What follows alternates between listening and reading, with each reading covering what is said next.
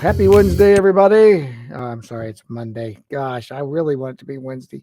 So parent teacher conference will be over. Oh, well, yeah, parent teacher conference is tomorrow night. And then we only have class on Wednesday after today because it's a B day Friday. So anyone whose grades below 70%, we only have class again on Wednesday, which good news. I was looking at the grades earlier. Currently, I don't think there's anybody failing in this class. Now, there's some people under 70 that still have to come to class. But when I looked before, now I didn't look to see how many people have not turned in the assignments due last night. That could drop you a little if you didn't turn that in, because I don't know that it's turned into a 0 yet. But when I looked this morning, nobody was failing. So we're doing great in here, guys. We just got to push those grades up. Most of the people that are just barely passing still have some missing assignments. If they turn those in, I think we could all be over 70 and nobody would have to be here Wednesday. But I'll be here if you have questions anyway. Let's take a look at what we have to study this week. Third hour, Algebra 2. Here we go. Go to our grade screen as usual. Scroll down past all this work we've completed this semester. Oh, look there. 7.02. Let's do this Sunday. Geometric sequences. Next week, we'll look at geometric series. We're just going to look at geometric sequences. Last week, we did arithmetic sequences and series. Arithmetic's not bad, right? It's just counting numbers that have the same difference between each one. 1, 3, 5, 7, 9. The same common difference. Geometric sequence is a little different. We're going to break it up into 2 weeks just to make sure you got time to really absorb what we're studying here. So let's go look at 7.02 and see what these sequences are all about.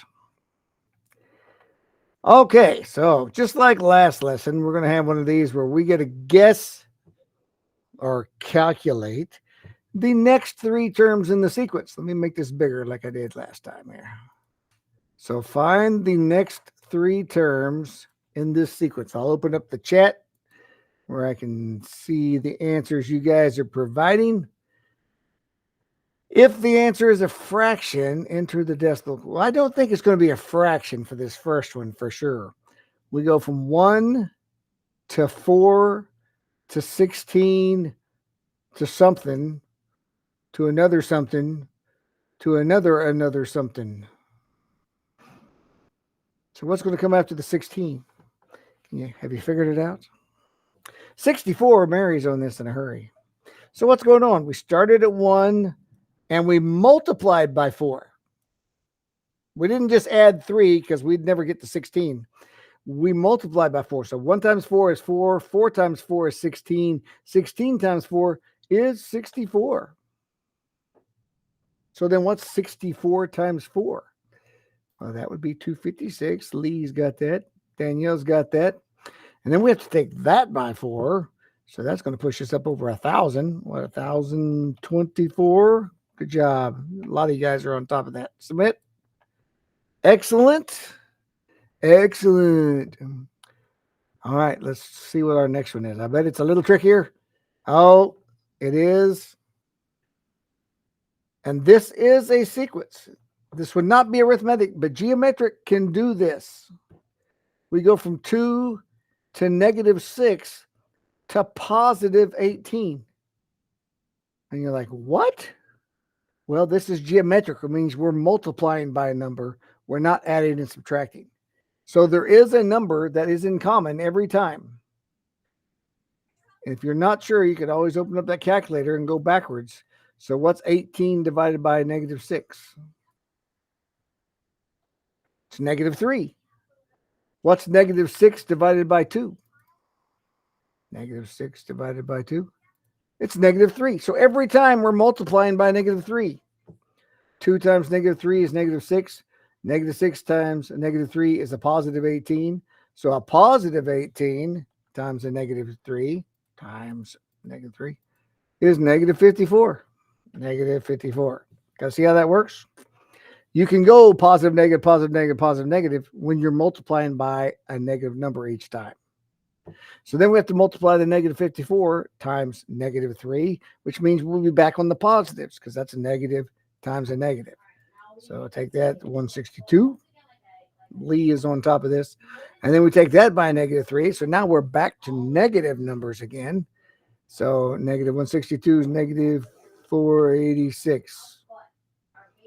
Right, let's submit that. Great. All right, now let's see what curveball is going to be thrown at you. Oh, this is interesting. They're putting dollar signs everywhere. I wonder if we have to put dollar signs in our answers. I'm thinking not. I don't know why there's dollar signs there, but 1, 1/2, 1/4.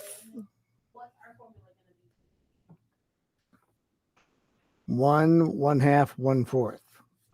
It's really weird that there's dollar signs there.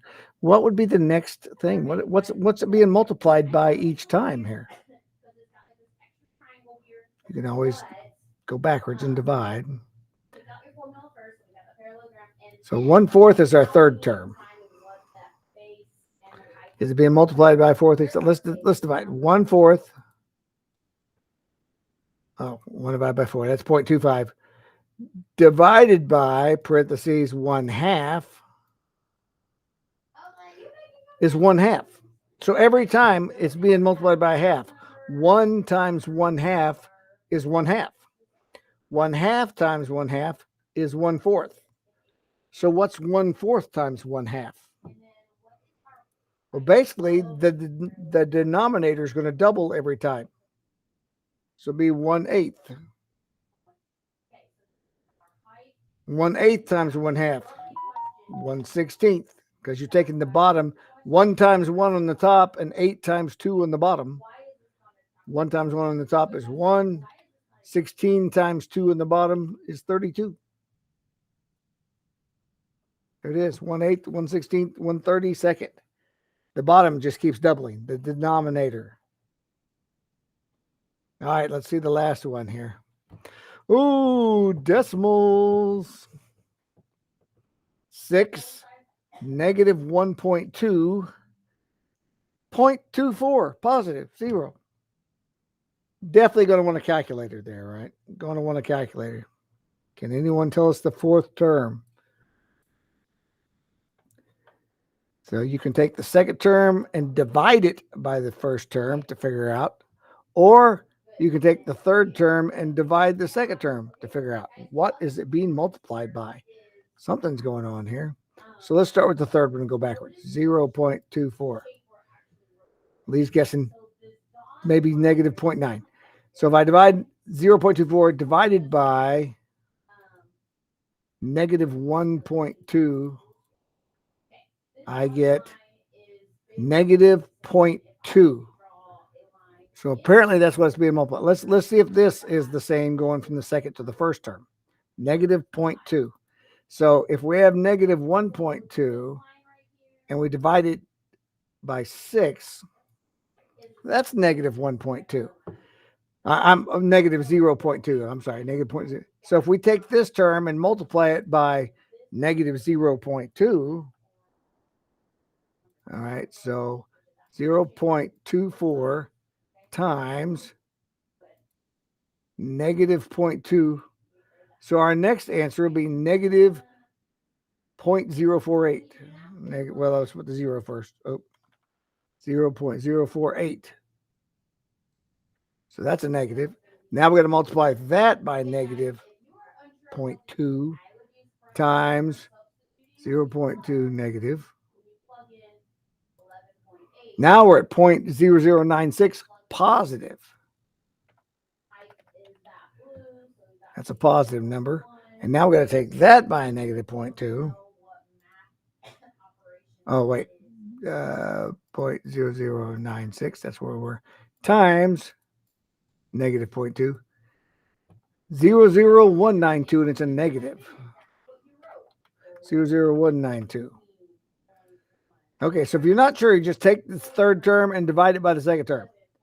And then you can take the second term and divide by the first term, and it should be the same number. And that's what you're multiplying by every time. Excellent. There it is. That's what you multiply by to get the next term in the sequence. All right, let's shrink that back down. Say, so notice that the terms within each sequence are separated by a common multiplier, or we're going to call it a common ratio. We had common difference with an arithmetic sequence because when you subtract it, that was the difference each time. This time it's the ratio. So like in the list 1, 4, 16, they're all separated by a common ratio of 4. Every time it was 4 times larger. So that's a geometric sequence. That's the difference between that. Arithmetic is adding, geometric is multiplying. So we're going to learn how can an expression or process be determined for a geometric sequence, what functions combine to create an explicit formula. Remember, we had a recursive formula and explicit formula. We'll have the same thing. And what possible restrictions on the domains and ranges. So let's look at page 2. A geometric sequence is a list of numbers called terms, just like it was arithmetic. We had terms, which share a common ratio. So in the following activity, we're going to look at some more sequences, and some of these are geometric, and others are just generic sequences, or maybe even arithmetic sequences. So we're going to separate them right here. Is this a geometric sequence, or is it not? So our first sequence here is 4, 12, 20, 28. Is that a geometric sequence? Yes or no? Put it in the chat.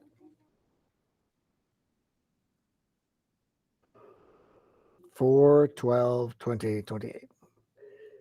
Lee says, yes, that is a geometric sequence. Danielle, yes. Amber, Madison, geometric. So what is the common ratio then? Let me ask that. What is it being multiplied by each time? If it's a geometric sequence, it's multiplied by the same number every time. What is that number? Because that's the other thing we would identify. If it's a geometric sequence, what number are we multiplying it by to get the next term? 8. So 4 times 8. Oh, Lisa's 4. 4 times 4. Oh, that doesn't work either. Now Lee's saying, wait a minute. There's something wrong here. Never mind. Here's the problem, guys. This is a sequence, but it is not geometric. This is an arithmetic sequence that we looked at last time. We're adding 8 every time. We're adding 8. We're not multiplying by anything. So this is not geometric. It's arithmetic. Right. So we got to put it in the right category. What about this one? 5, negative 15, negative 90, positive 270. Is there a common ratio? Is there a number that you multiply each and every time to get the next term in the sequence? Or is this some other kind of sequence? It's definitely not arithmetic like we looked at last week. So it's not arithmetic because we're not adding the same number every time. And Danielle says, nope, this is not geometric either. Because from 5 to 15, we can multiply a negative 3, right? Negative 3 times 5 is negative 15. But if we take negative 45 times negative 3, we're not going to get 90, and definitely not going to be another negative, because if you multiply a negative times a negative, this should be a positive. It should be a positive 45. Now, it looks like maybe they're leaving some terms out of the sequence, because maybe, I don't know. But it's not geometric. Something's weird going on with that one. 1, 1, 2, 6.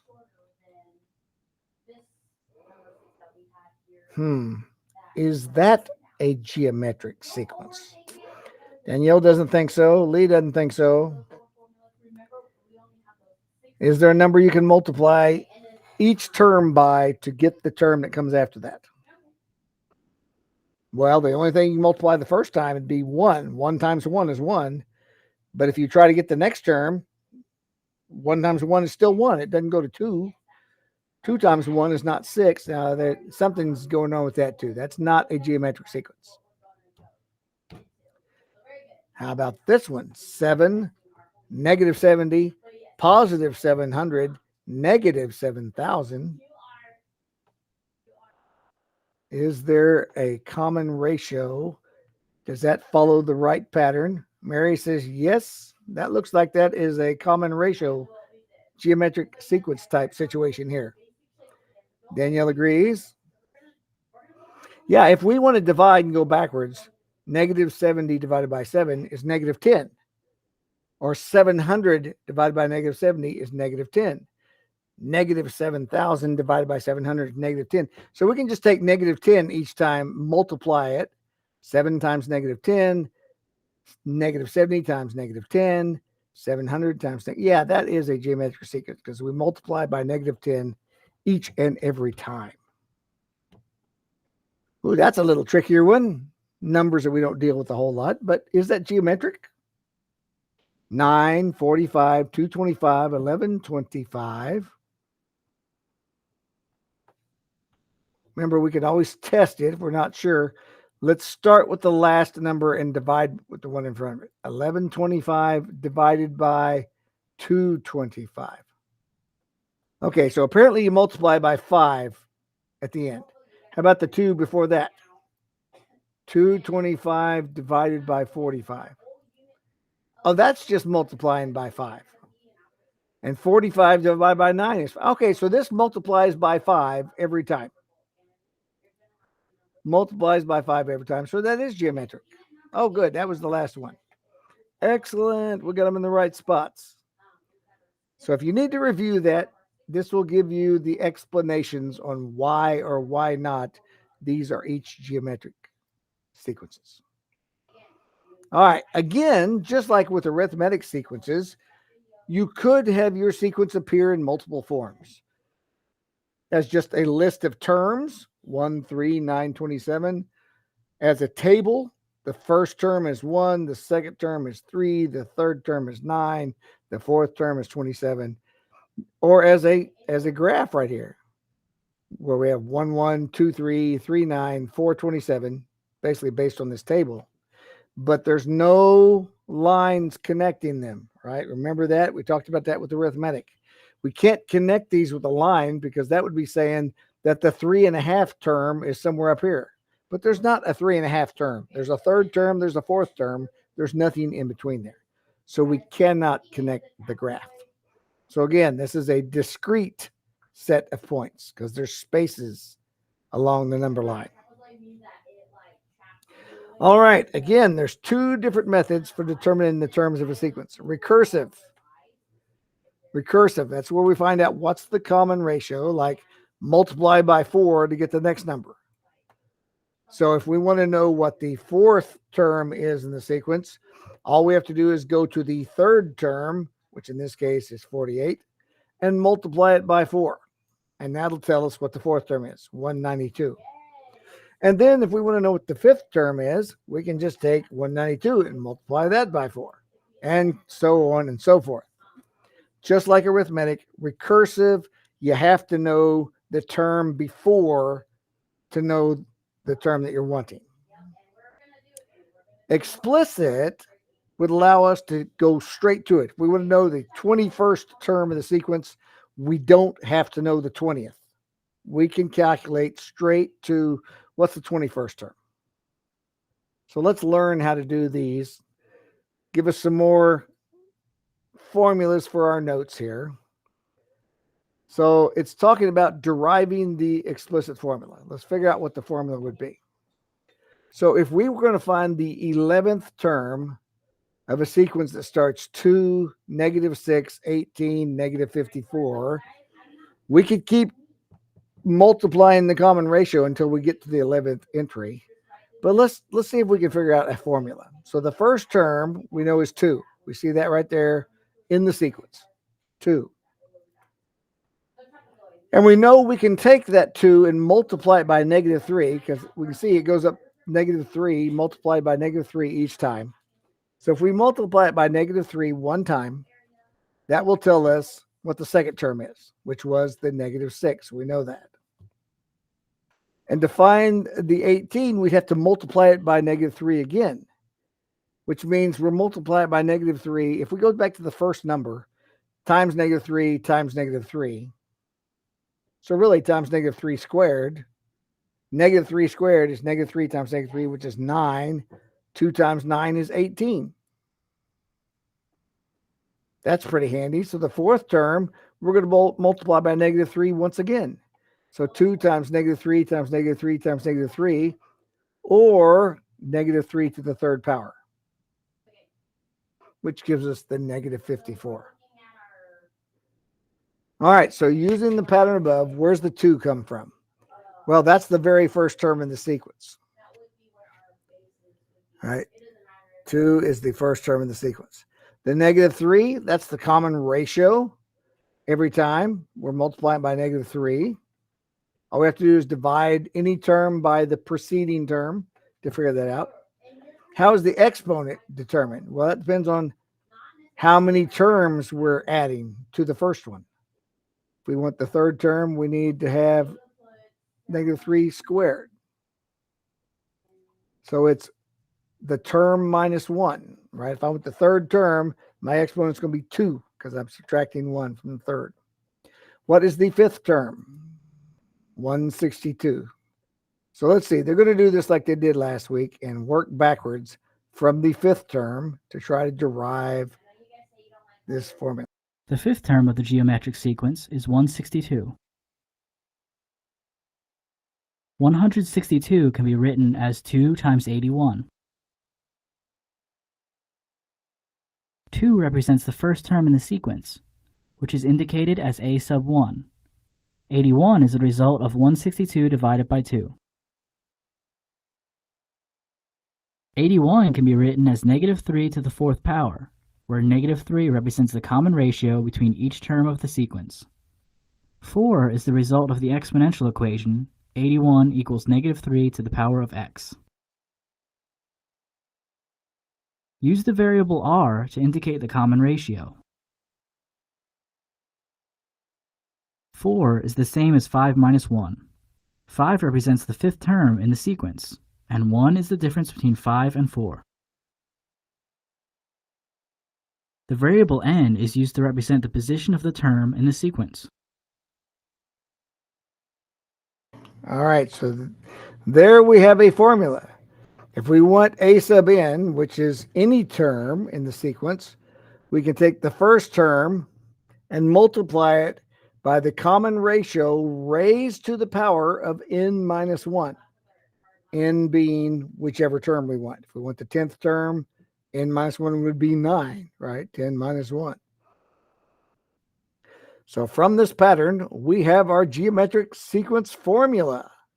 So great. I'm going to write that in our notes. So we have that. I'm going to write geometric sequence. And a sub n equals a sub 1 times r to the, make sure I've got that as an exponent, r to the power of n minus 1. All right, let me switch and so you guys can see that in your notes as well.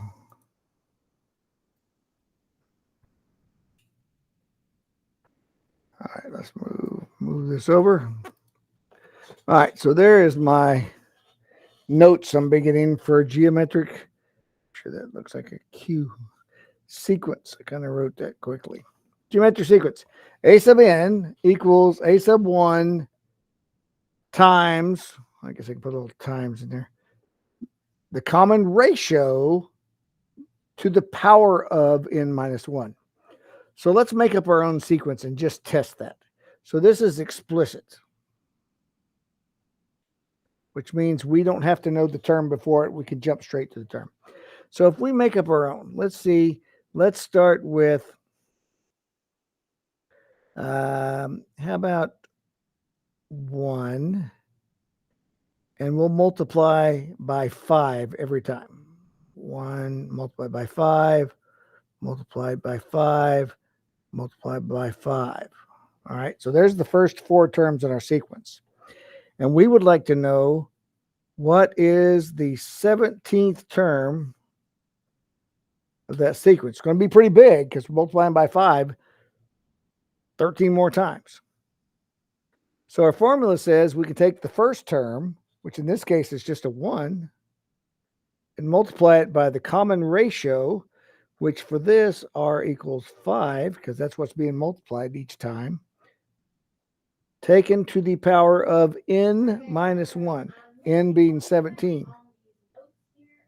So 5 to the 16th power. So 1 times kind of goes away. A 17th is 5 to the 16th power. So let's see what that is using our calculator. All right, clear this out. Here's an x raised to the power of y button. So if we say 5 raised to the power of 16, ooh, that's a really big number. 152 billion 587 million 890,625. If you want to check that, just multiply by 5 13 more times. But it's going to get big in a hurry because every time you multiply that by 5, multiply that by 5. See, now it's up in the trillions. It gets big really fast when you multiply it by 5 each time. But that was easier than going times 5, times 5, times 5, times 5, times 5, times 5, up to the 17th term.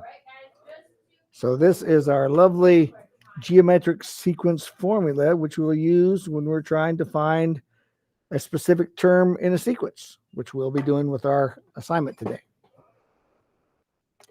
There it is. All right, what do the variables mean?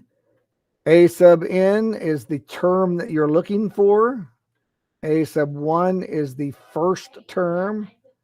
The r is the common ratio. And the n minus 1 is calculated of 1 subtracted from the n that we had over here. That's the position of the term. All right. So they were doing a different sequence, 2, -6, 18. There's this common ratio of 3. And when they got to the 11th term, it was 118,098. So you may be thinking a geometric sequence looks remarkably like an exponential function. You are correct. It really is. Exponential functions support continuous events, but since ours is a sequence, we don't connect the lines like they would with a lot of exponential functions. All right, they've given us a recursive formula also. Let's add that to our notes, which we already could have calculated that one. So if we want to know a sub n with the recursive formula, we just multiply the common ratio times the term before. All right. If I want to know the 17th term, I take the ratio of 5 and multiply it times the 16th term. But I don't know the 16th term. That's why I use this formula. But you can do either way, recursive or explicit. Draw a line in between them just to separate them out. So there you go. We have a recursive and explicit. If you know the term before it, just multiply it by the common ratio. If you don't, use this formula then. Okay, let's look at page 4. See what else we're going to learn here. Really, the explicit formula is the combination of a sub 1, which is the first term. That's a constant. The first term is just a number. And it's being multiplied by the common ratio taken to a power. That's an exponential expression because the variable is in the exponent. And then you multiply those together. That gives us the geometric explicit formula. Remember the domain and range. We talked about this with arithmetic sequences. The domain is talking about what is the term number. The term number. There's not going to be a 0th term. There's not going to be a -5th term. There's only going to be a first term, second term, third term, etc. So the domain is all integers greater than or equal to 1. exactly the same domain that we had with the arithmetic sequences. And the range can be anything, depends on the sequence. It could be a positive number, a negative number, a whole number. It could be a fraction, a rational number. It does not have the same restrictions. You can have a tree that's 43 feet tall and one that's 43.2 feet tall. All numbers are welcome. So the range can vary depending on your sequence. The domain is always going to be all integers greater than or equal to 1. All right, so let's look at some examples. The examples. So this will be fun. Let's find the 14th term of a sequence where we know the first term and the 8th term. All right, I'm going to write that down so we can do this.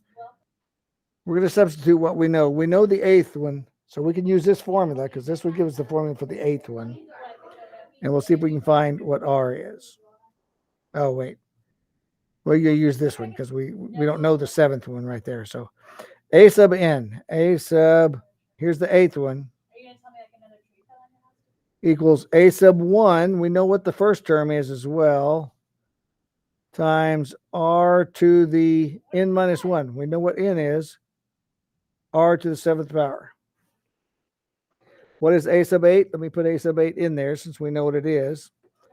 It's negative 468,750. So if we're trying to find what R is, let's get R by itself. First, we divide both sides by 6. So this is just going to equal R to the 7th power.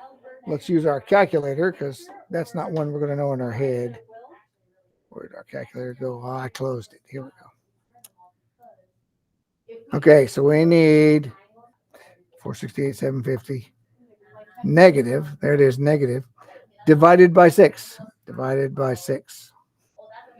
Okay, so that's negative 78,125. So negative 78,125 equals R to the 7th power. But we just need R. Well, remember, if we have something raised to a power, if we take the 7th root of R to the 7th, that's going to equal R, which means we have to take the 7th root of the other side as well. Let's look at our calculator. It has a square root, but we need a 7th root. So if we shift using the second, it has a 3rd root or a y root. So we can tell it what the y is. So let's go to 78,125 negative and say we want to take the 7th root. It's negative 5. R equals negative 5.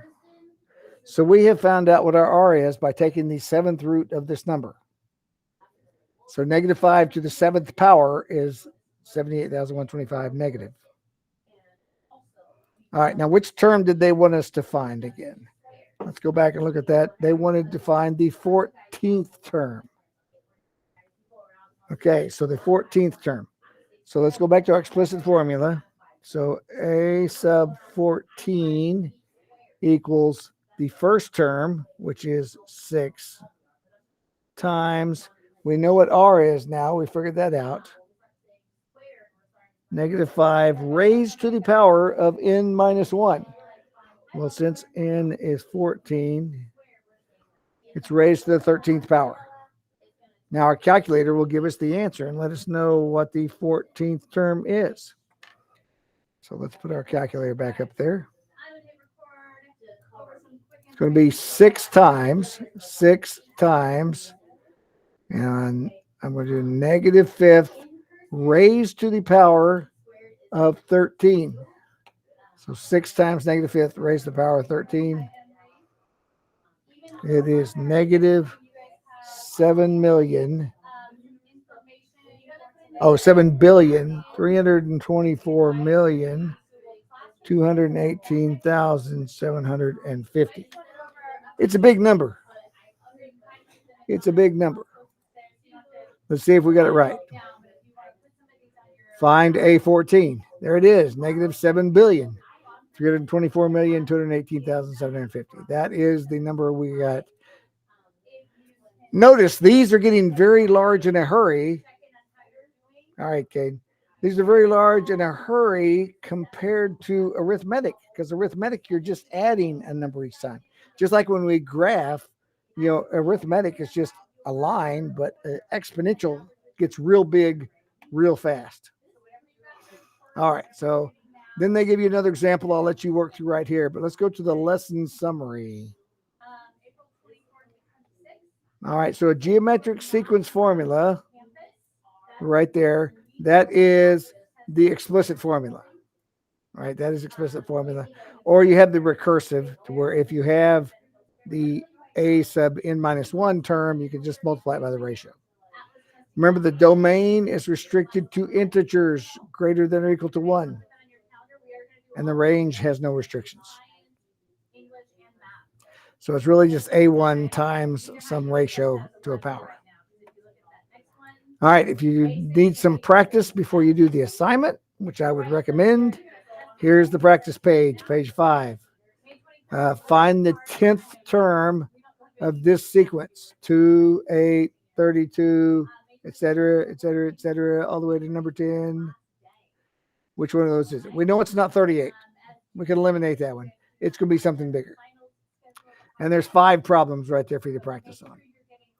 And that is the end of the lesson. It says read the lesson, answer the essential questions in your head, and do the assignment. Let's look at the assignment. 3 attempts. Identify the 12th term.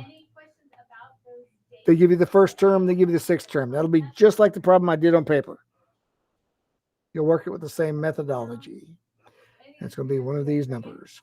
Find the 19th term of a sequence where here's the first term, here's the 9th term, and it says round the common ratio to the nearest hundredth.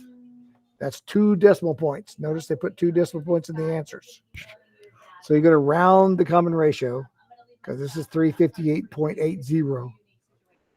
Round it to the nearest hundredth, and that'll help you get the 19th term, which you'll also round. There's a pretty big gap between them. So if you get something really close after you round, if you get 31,035 or 31,033.2, it's probably going to be that one. It's just a rounding error, because there's nothing close to that. A bacteria culture begins with 13 bacteria. Notice it says begins with. That kind of tells you what the first term is. And it triples every hour. Triples. That gives you your common ratio. How many bacteria are grown during the 10th hour? Number 4. Here's a function fn equals 11. G of n equals 3/4 to the n minus 1. Combine them.